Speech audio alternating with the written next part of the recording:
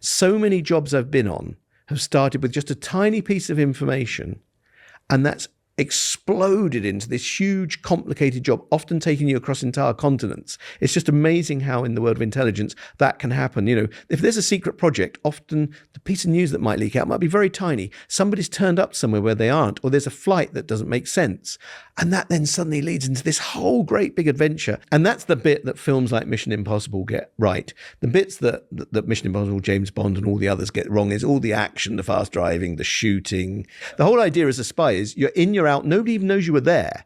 So if you're having to do J-turns in a sports car or, put a silencer on the end of your, Beretta, then something has gone terribly, terribly wrong.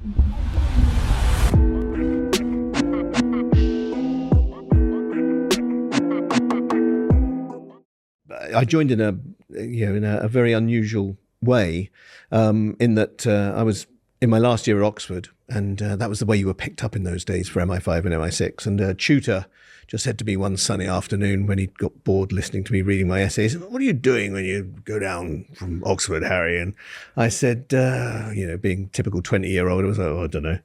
And he said, "Have you ever thought of working for your country in certain ways?" He had a terrible twitch. Again, I didn't really know what he meant. And I said, "Yeah, sure." And the next thing I know, I got a brown envelope in the pigeonhole at the college, inviting me up to an interview, which turned out to be an interview with MI6.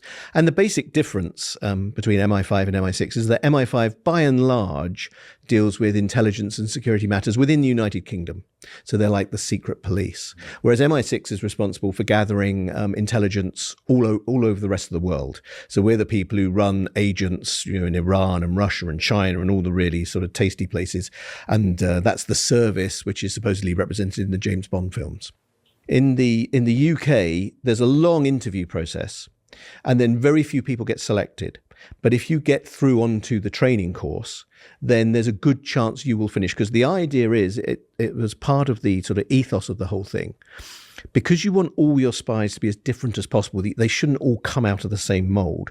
The idea is you take people with different ranges of skills and then you make them spies. They don't all fit the same mold. Whereas I was talking to Mike Baker of the CIA about this, and he, like me, is a trainer.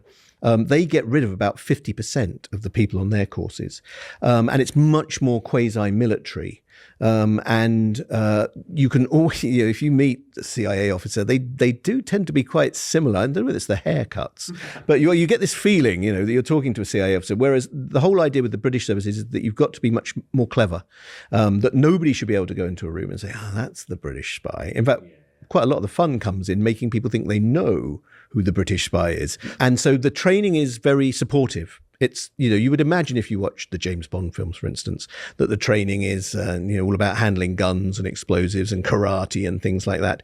It's much more supportive than that. They're not looking to fail you. They're looking to take your strengths and improve them. So people imagine that spying is a very dangerous occupation. It's not. In the 115 years of the existence of MI6, the number of MI6 officers that have been killed in operations is 0. That's not the James Bond image. And this is not because MI6 officers are particularly more skilled than others.